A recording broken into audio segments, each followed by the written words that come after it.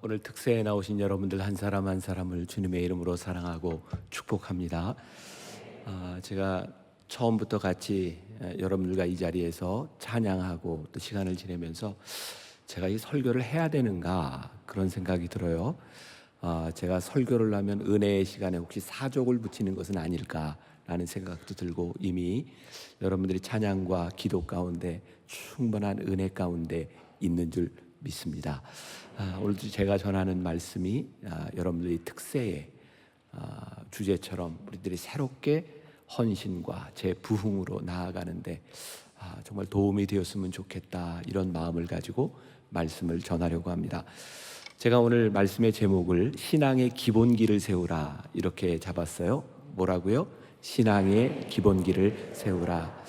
2000년 교회 역사 가운데 늘 이 개혁, 부흥 이런 주제는 한 번도 끊임없이 계속되어 왔습니다. 그런데 참 신기하죠. 우리가 새롭게 부흥하고 개혁하자고 하는 모든 일들은 다시 신앙의 뿌리로 돌아가는 데 있습니다. 그래서 우리가 그런 얘기 참 많이 해요. 초대교회로 돌아가자. 어쩌면 우리의 신앙은 이 말씀의 가장 기본적인 것으로 돌아가는데 우리의 신앙의 부흥이 있는 줄 믿습니다. 오늘 저는 신앙의 기본기 중에 한 가지를 여러분과 나누려고 하는데요. 우리들이 어떤 마음으로 어떤 생각으로 우리의 신앙을 돌아볼까 하는 거예요. 여러분들 오늘 이거 한 가지만 기억하시면 되는데, 우리들에게 일어나는, 우리들의 인생에 일어나는 모든 일 가운데서 우리들이 그것을 사건 중심으로 볼 것이냐 아니면 과정 중심으로 볼 것이냐, 이 문제를 분명히 하면 좋겠어요. 제가 이제 설명하겠지만 사건 중심과 과정 중심이라는 게 있어요. 자, 여러분들에게 한번 물어봅시다. 여러분들은 지금 여러분들에게 일어나는 그 어떤 일인지 모르지만 지금 일어나는 그 일들을 다 이해할 수 있으세요? 안 그래요. 우리의 삶에는요, 진짜 우리들이 이해할 수 없는 일들이 너무 많아요. 그래서 우리는 참 답답한 거죠. 때때로 우리가 하나님을 믿는다고 하면서 모르겠어요. 경건한 사람들은 겉으로는 하지 않겠지만 속으로 이런 말을 하지 않을까요? 하나님, 왜 그러세요? 진짜 내가 뭐 나쁜 짓 하는 것도 아니고 내가 나쁜 마음을 가진 것도 아니고 내 삶에서 내가 최선을 다해 하나님 닮은 삶, 주님 닮은 삶 살아가고 싶은데 하나님 왜 그러세요? 정말 우리들의 삶에는 끊임없이 지금 이 순간에도 여러분들 가운데 많은 분들이 도대체 왜 이런 일들이 일어나는지 설명할 수 없는, 알 수 없는 분들이 참 많이 있죠. 근데 한 가지 중요한 게 있어요. 우리가 하나님의 선하심을 믿는다면 우리들이 이해하지 못하는 일들 가운데서도 하나님을 의지하고 하나님을 따라갈 수 있죠. 문제는 우리들이 하나님의 선하심을 믿는 그 믿음이 우리에게 있는가? 저도 미국에서 지금 공부하고 미국 교회를 가보면 흑인들이 모이는 교회 가면 참 저에게 인상적인 게 있었어요. 앞에서 누가 God is good 하면 회중들이 all the time God is good. 하나님의 선하심은 우리들이 이해하지 못하는 상황 가운데도 지금도 여전히 하나님은 선하십니다. 저는 이번 특세 기간에 여러분들에게 이런 믿음의 고백이 있기를 간절히 소원합니다. 제가 참 좋아하는 작가 중에 하나가 유진 피터슨이라는 사람이 있습니다. 그 사람이 쓴 책 중에 그 길을 걸으라라는 책이 있는데요, 굉장히 멋진 글이 있어요. 이런 글을 듣고도 감동이 안 되면 여러분들이 문제가 있는 사람이에요. 그 책에 보면 이런 글이 있어요. 천국을 향해 가는 사람들에게는 지금 가고 있는 그 길이 천국입니다. 정말 좋은 얘기인데, 네. 보세요. 천국을 향해 가고 있는 사람에게는요, 지금 그 길이 어떤 길인지 내가 이해하지 못하지만 그 길이 천국을 향해 가고 있는 거예요. 그러니까 결국 우리들의 신앙이 올바로 하나님 앞에 우리들이 그 길을 가고 있는가, 그것이 분명하다면 사건 중심, 오늘 우리들에게 무슨 일이 일어나고 있는가, 그것이 중요한 것이 아니라 하나님의 역사적인 관점에서 우리를 볼 수 있다는 거죠. 자, 오늘 말씀 가운데 제가 이제 말씀을 가지고 다 풀어가지 못하고 오늘 시간 되는 데까지 설교를 할 텐데, 오늘 예수님께서 베다니 나병 환자 시몬의 집에서 어떤 여인을 만나게 되죠. 오늘 본문에 보니까 그 여인이 향유 옥합을 깨뜨려서 예수님의 발 앞에 붓습니다. 오늘 말씀 가운데 그런 부분이 있어요. 어떤 사람이, 그리고 예수님이, 어떤 사람이 보이는 반응과 예수님이 보이는 반응이 다른 거예요. 참 신기하잖아요. 예수님과 함께 잔치자리에 참여하고 있는데 한 여인이 향유 옥합을 깨뜨린 그 여인의 행동이 어떤 사람이 보인 반응과 예수님의 반응이 다르다는 거예요. 오늘 우리가 예수님을 믿는 사람으로 여기에 모여 있는데 지금 우리들에게 일어나는 그 어떤 일, 그 사건 가운데 예수님이 생각하시는 것과 우리들이 생각하는 것이 다르다는 거죠. 오늘 말씀해 보니까 4절에 이런 표현이 있어요.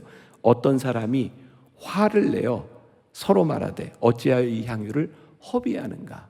어떤 사람이 뭐가 났다고요? 화가 났어요. 왜 화가 났을까? 이 사람은 화가 나서 비난하고 불평하고 왜 향유를 허비하는가 라고 생각하는데 왜 화가 났을까요? 우리들이 화가 나는 것은 되게 같은 동일해요. 내 속에서 받아들여지지 않는 일 때문에 화가 나는 거예요.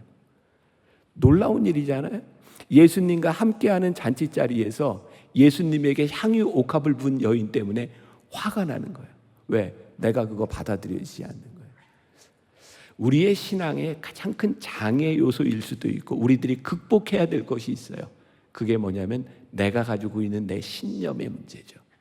우리는 내 신념으로 인하여 하나님 앞에 잘 순종이 안 돼요. 내 신념 때문에 하나님이 하시는 일들이 내 마음속에 잘 받아들여지지 않아요. 제가 어제 부활절 저희도 교회에서 교인들과 설교를 하면서 제가 저의 부끄러운 모습을 이렇게 교인들과 나누게 되었어요. 제가 좀 창피한 얘기인데 좀 해도 될까요? 근데 제가 너무 창피한 일인데 제가요 요즘 제일 좋아하는 운동 중에 하나가 스케이트입니다. 제가 쇼트트랙 스케이트를 타요. 네. 그래서 지난주에도 한 3일 동안 저희 교회 앞에 바로 빙상장이 있어서 스케이트를 타는데 가능하면 사람이 좀 적은 시간에 가서 스케이트를 타려고 그래요. 근데 지난주에 제가 막 스케이트를 타는데요. 사람들이 자꾸 저를 쳐다보는 거예요. 속으로 야 이놈의 인기는 분당에서 식을 줄을 몰라. 막 이렇게 알아보고 막 사람들이 오늘따라 교인들이 좀 많이 왔나 보다. 이제 운동을 하는데 사람들하고 인사하고 그러면 불편하잖아요. 그래서 제가 가능하면 안 보려고 하고 스케이트를 열심히 타고 있어서 근데 사람들이 계속 저를 봐요. 깜짝 놀랐어요. 제가요 마스크를 안 하고 제가 스케이트를 타고 있는 거예요. 깜짝 놀래가지고 들어가서 이제 마스크를 하고 나왔어요. 또 하나 일이 생각나는 게 있었어요. 수년 전인데 제가 우리 교회 목회자들하고 야구장에 가서 잠실 야구장에서 앞에서 만나자. 그리고 이제 야구를 이제 관람하려고 하는데 아무 생각 없이 예약을 했는데 그 야구장에 딱 도착해 보니까 그날이 오래됐죠. 세월호 일주기 때였어요. 그러니까 고민이 되는 거예요. 아니 야구장 앞에까지 왔는데 이거 야구장을 들어가야 되나 말아야 되나. 그리고 나름 저도 어떻게 보면 목사로서 공인이잖아요. 그런데 야구장에서 야구를 보는 모습이 세월호 일주기 때 이거 혹시라도 중계 화면에 잡히거나 그러면 덕스럽지 않은 거예요. 또 고민을 하다가 어떻게 결론을 맺었냐면 여기까지 왔는데 그냥 우리 들어가서 조용히 그냥 야구만 관람하고 나오자. 그래서 저도 야구장에 가서 혹시라도 화면에 잡힐까 봐 모자를 이렇게 딱 눌러 쓰고 야구를 이렇게 보고 있는데 글쎄 누가 앞에서 계속 제 사진을 저를 찍는 거예요. 그래서 막 이렇게도 가리고 막 이렇게도 가리고 하는데 계속 찍어요. 그래서 뒤에 살짝 돌아가서 왜 찍나 이러고 봤더니 이 사람이 셀카를 찍고 있는 거예요. 여러분 그 순간에요 제가 되게 창피한 거예요.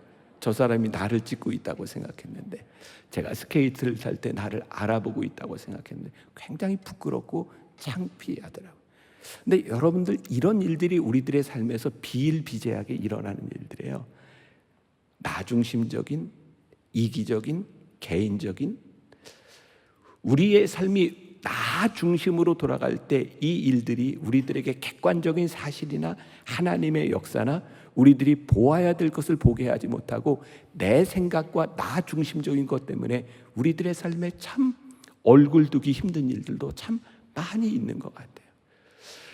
우리가 하나님을 믿는다고 하면서 우리들의 생각은 늘 자기중심적이에요. 내 생각을 벗어나지 못해요. 하나님의 역사가 보이지 않는 거예요. 오늘 나병 환자 시몬의 집에서 예수님께서 잔치를 베풀고 있을 때 내 생각, 내 관점, 야 이게 내가 이해가 되지 않아. 이거 왜 허비하는 거야? 그리고 화가 나는 거예요. 우리들이 하나님을 믿고 신앙생활을 하는데 왜 우리들에게 자꾸 화가 나는가? 가만히 보면 그것이 믿음의 눈으로 보는 것이 아니라 지극히 종교적인 눈으로 우리의 신앙을 바라볼 때가 많아요. 저는 여러분들에게 이 구분도 굉장히 필요한 일이라고 생각하거든요.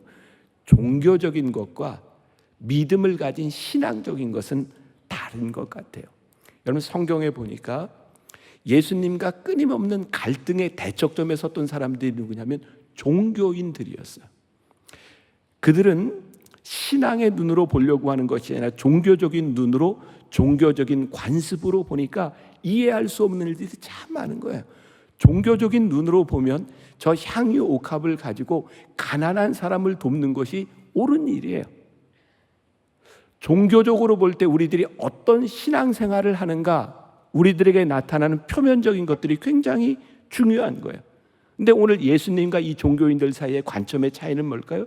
예수님은 하나님 아버지의 마음으로 주님의 눈으로 이 여인을 보고 있는 거예요.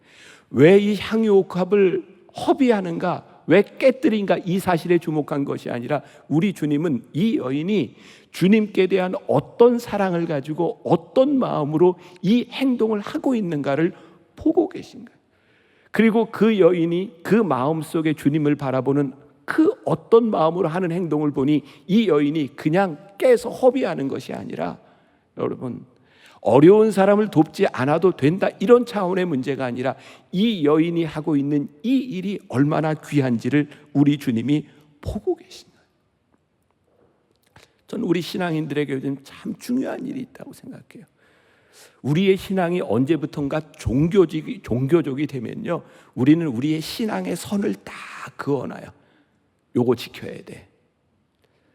진짜 우리의 신앙이, 우리의 믿음이 우리들이 하나님 앞에 은혜 받은 삶을 살아간다고 하는 것은 더 이상 내가 그어놓은 선이 아니라 주님의 마음, 하나님의 마음이 우리 가운데 보이기 시작할 때 그 마음에 우리들이 반응하는 거죠.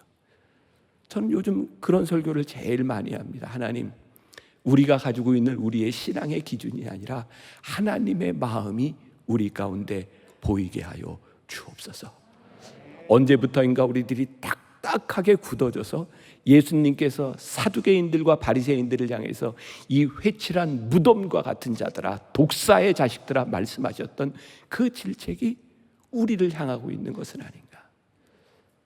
이번 특세 오늘 새벽 첫 시간인데 이 한 주간을 지나는 동안 성령께서 하나님의 말씀이 여러분들의 마음을 녹여주시기를 간절히 소원합니다. 하나님의 마음이 내게 보이게 하여 주옵소서. 제가 한 가지 예를 들어볼게요. 저는 주일날 저희도 여러 번 예배를 드리는데, 예배를 드리고 나면 제가 나가서 교인들 다 인사할 수 있는 상황도 아니고 하니까 제가 몇 년 전부터 예배를 마치면 교인들이 다 나갈 때까지 요 강대상에서 같이 찬양하고 기도하면서 사람들이 다 나갈 때까지 있다가 마지막에 나가요. 그게 어느 날이었는데 제가 이렇게 현관으로 걸어 나가는데 의자 맨 뒤에 어떤 청년이 저를 보고 이런 얘기를 하는 거예요. 목사님, 저 살고 싶어요.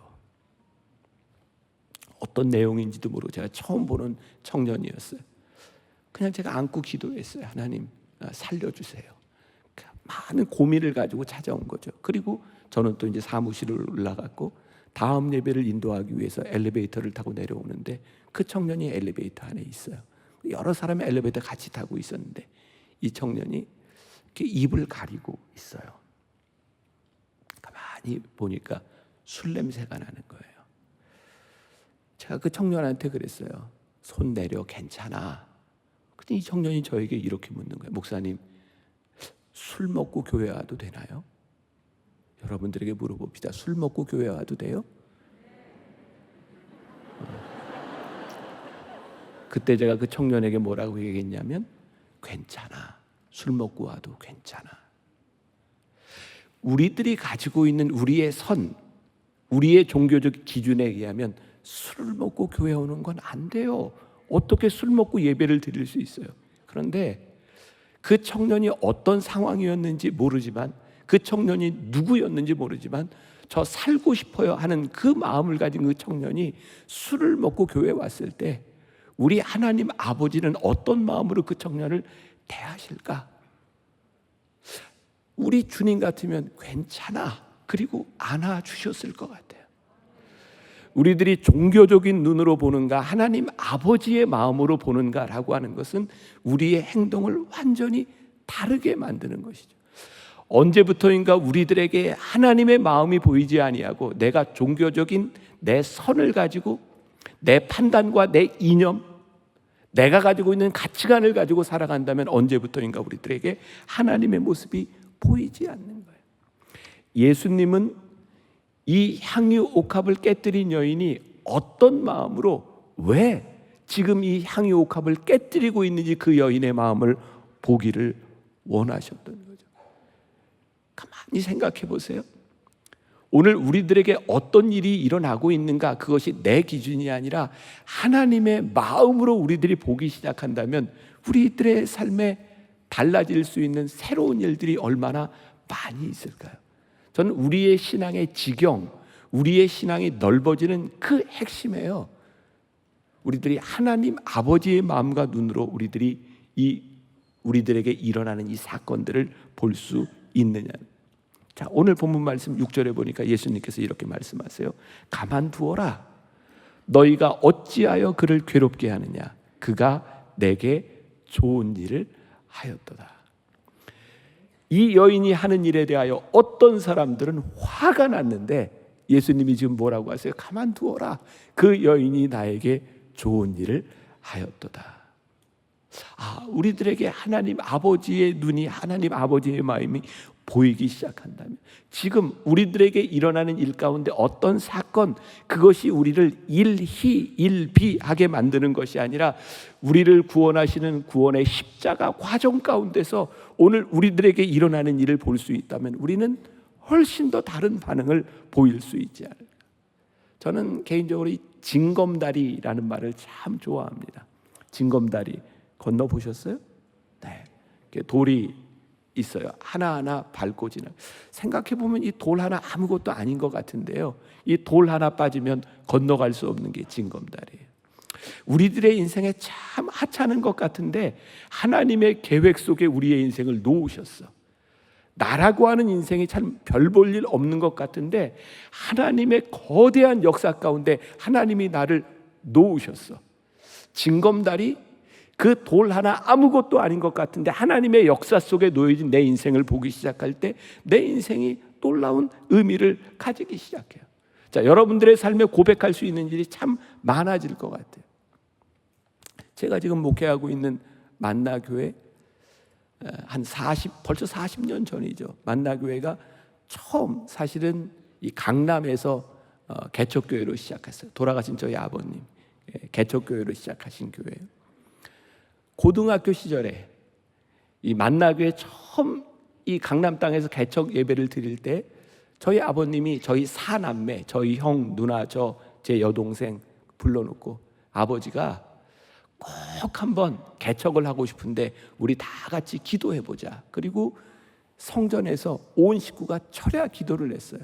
그리고 내린 결론이 우리가 그렇게 했겠네. 아버지, 개척 나가세요. 우리 형제들이 아버님 도와서 열심히 할게요. 분명히 기도의 응답을 받고 시작한 개척교회라고 생각을 했는데 그 교회가 정말 빨리 부흥했어요. 그리고 교회를 만나교회라고 이름을 짓고 그 옛날 교회 버스도 사고 교회가 막 부흥하려고 하는데 개척할 때 개척 멤버로 있던 이전의 사람들이 교회가 막 부흥하니까 갑자기 이 사람들이 나중에 들어온 사람 만나교회 다 나가라는 거예요. 아니 세상에. 그래서 교인들 중에 몇 사람이, 저는 그런 험한 꼴을 봐서 저희 아버님이 강단에 올라가려고 하는데 교인들이 설교하지 못하게 잡고 있는 그런 일들을 경험했어요. 아니 어떻게 이런 일들이 일어날 수 있어요? 나쁜 짓 하려고 한 것도 아니고, 아니 개척해서 교회가 부흥하고 있는데 하나님 어떻게 이런 일이 일어날 수 있어요? 그래서 대부분의 사람들이 다 쫓겨났어요.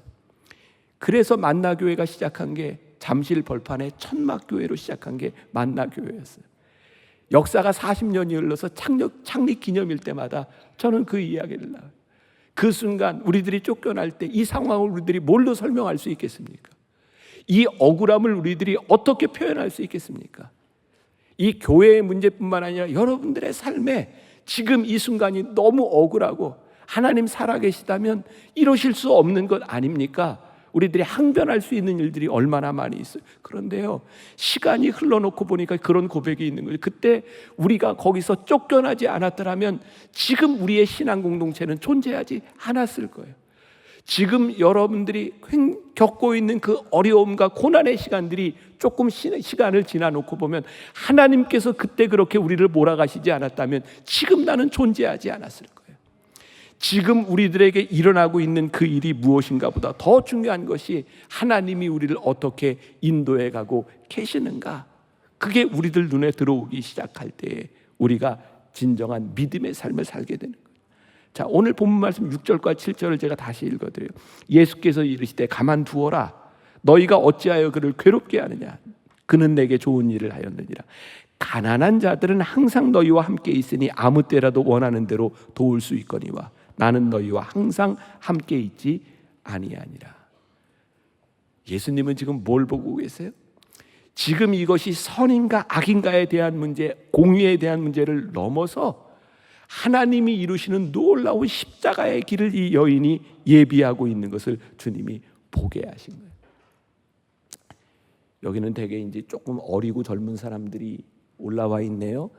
몇 사람 빼고, 네, 이렇게, 네.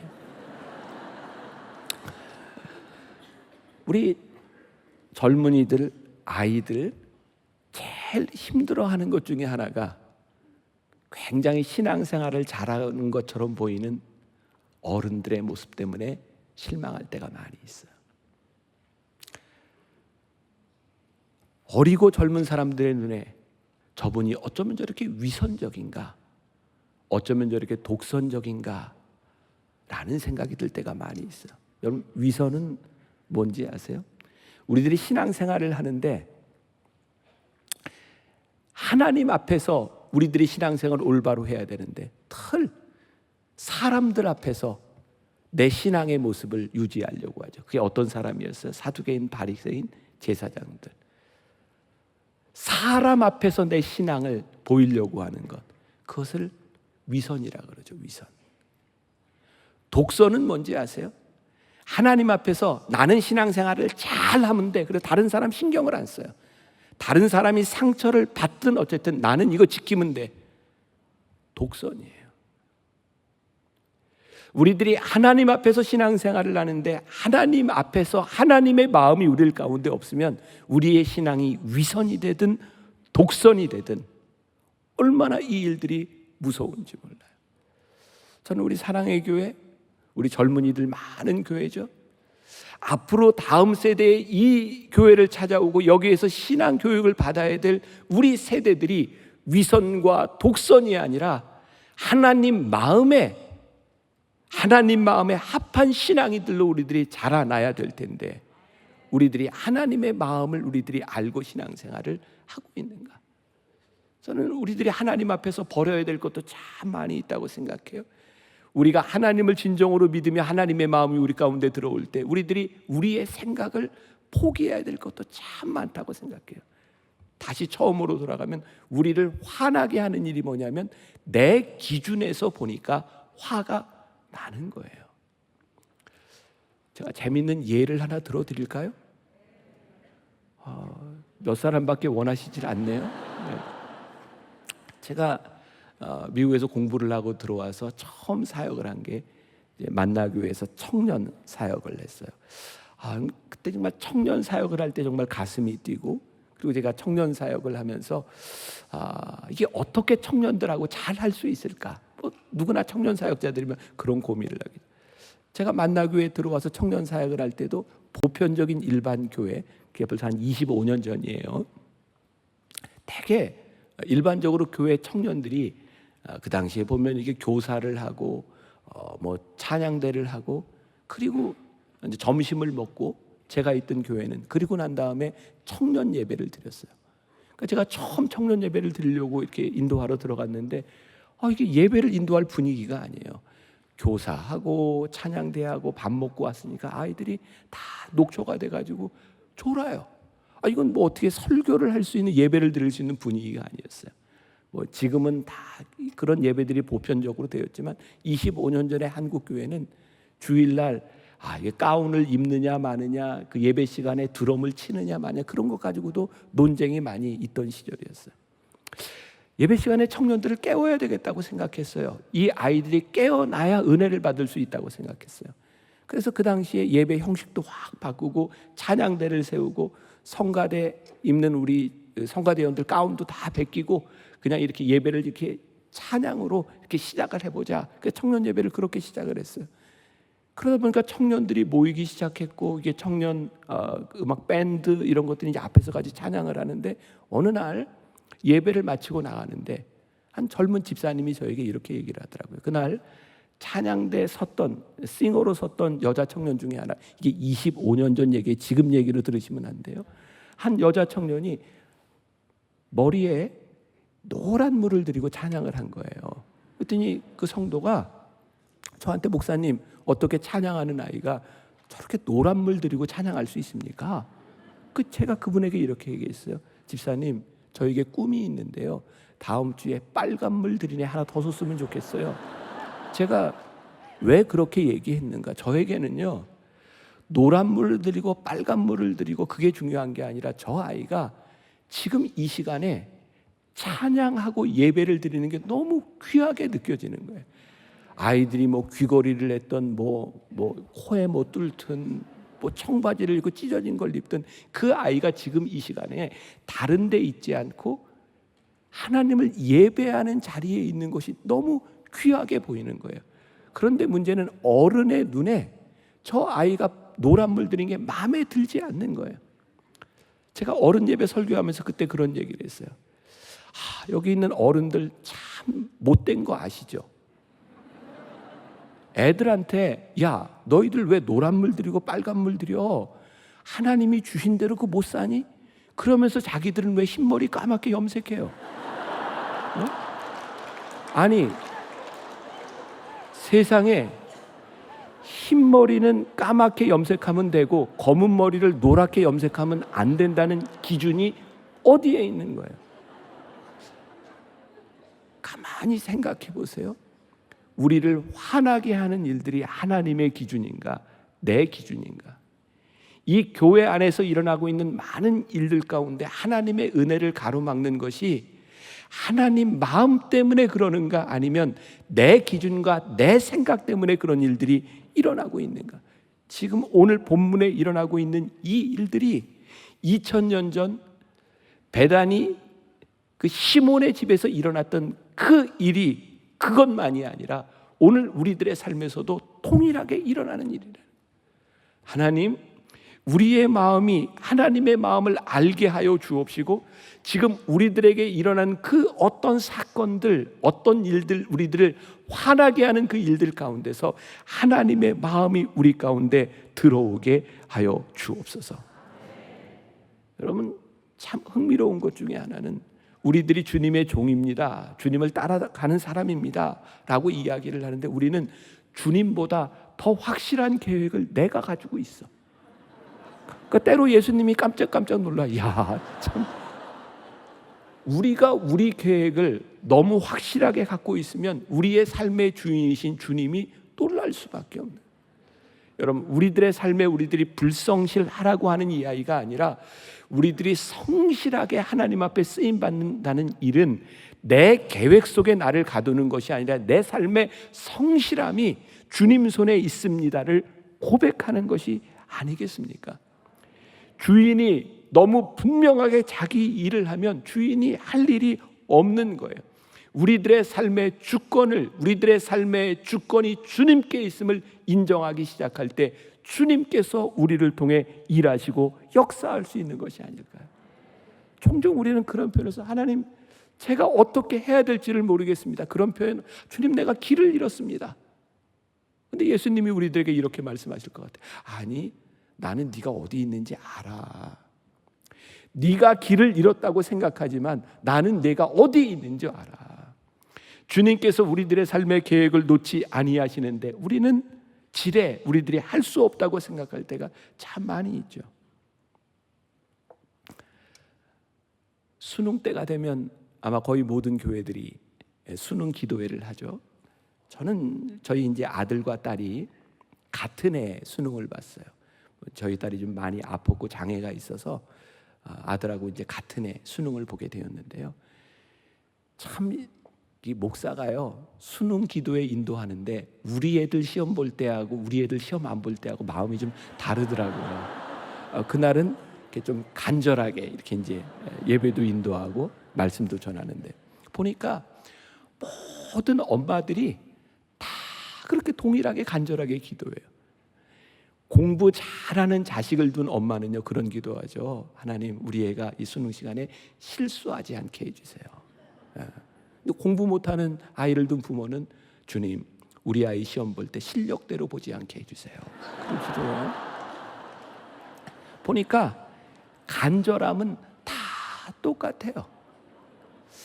근데 만일 우리가 우리 자녀들에 대한 마음이 지금 수능에서 시험을 보고 안 보고 여기에 우리의 아이의 인생이 달려 있습니다 라고 생각했다면 그 수능으로 인해서 우리는 일희일비예요. 근데 제가 생각할 때 하나님은 그 수능보다 훨씬 더 크신 분이거든요. 하나님이 행하시는 일은 지금 우리들이 목숨을 걸고 기도하는 것보다 훨씬 더 큰 하나님이시고, 우리들에게 하나님의 계획이 우리들의 마음속에 들어온다고 하는 것은 정말 놀라운 일이거든요. 자, 그 수능 기도회를 하고 제 아내도 우리 애들을 위해서 기도했겠죠.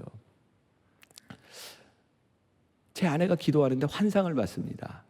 우리 아들을 위해서 기도하는데 수능 기도하는데 환상을 봤는데 무슨 환상을 봤냐면 독수리를 봤어요.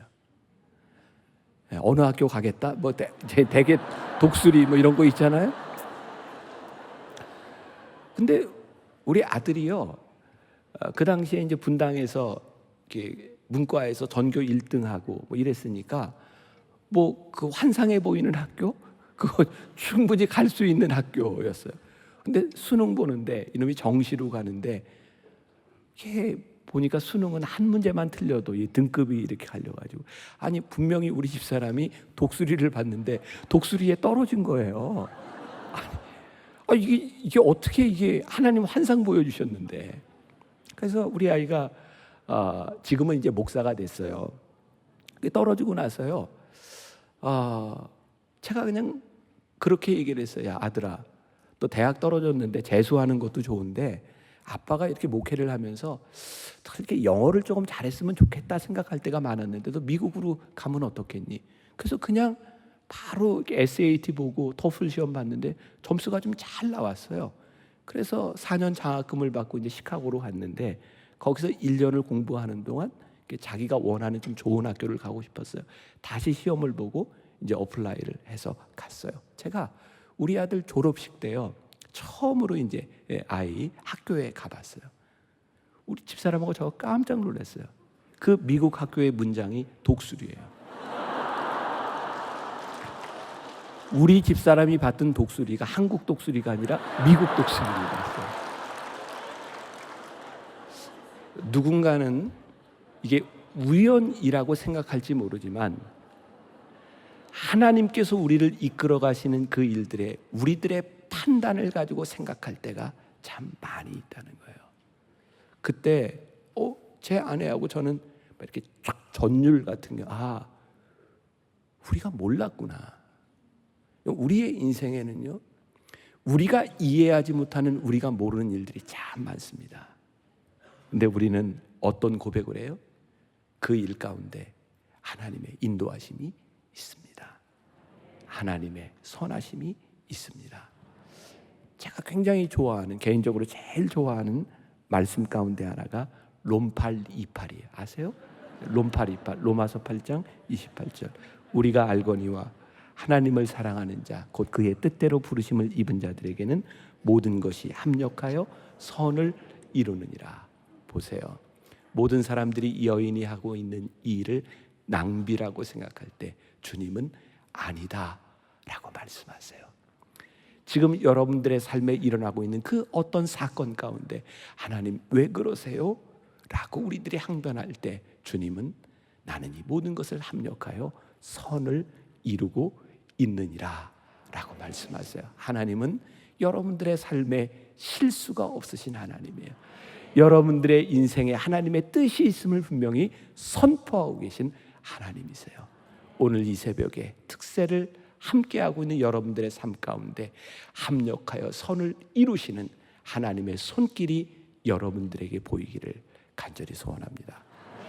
제가 개인적으로 좋아하는 찬양이 있어요.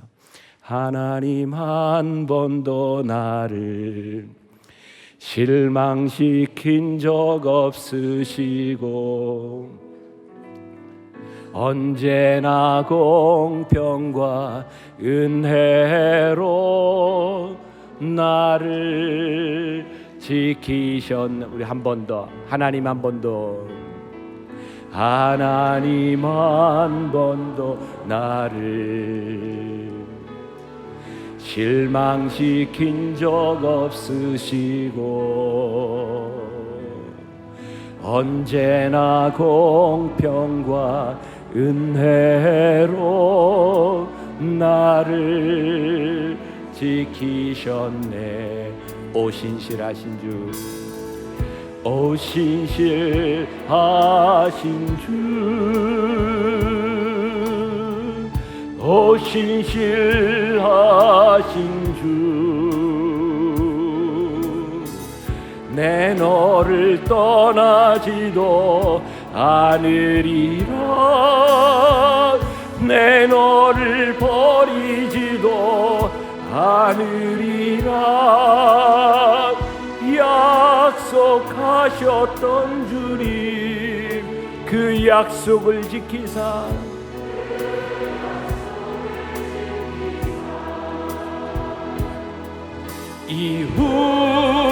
이후로도 영원토록 나를 지키시리라 확신하네. 오 신실하신 주, 오 신실하신 주, 오 신실하신 주, 오 신실하신 주, 내 너를 떠나지도 않으리라, 내 너를 버리지도 않으리라. 약속하셨던 주님, 그 약속을 지키사 이후로도 영원토록 나를 지키시리라 확신하네. 아멘. 기도하겠습니다. 하나님, 오늘 하나님 앞에 예배하는 주의 백성들이 여기 모였습니다. 우리 가운데는 마음이 답답한 사람들이 있습니다. 하나님 왜 이런 일을 행하시는지, 하나님 우리가 이해할 수 없기 때문에 화가 날 때도 있습니다. 그런데 오늘 우리들에게 깨닫게 하신 것이 있습니다. 내가 하나님의 마음을 볼 수 없겠니? 내가 하나님의 마음을 이해하려고 노력할 수 없겠니? 우리를 향한 하나님의 뜻은 내 생각처럼 그렇게 무너지는 것이 아니라 우리를 향한 하나님의 위대한 계획이 있음을 믿습니다. 우리들의 삶에서 하나님의 역사가 나타나게 하여 주옵소서. 예수님의 이름으로 기도했습니다. 아멘.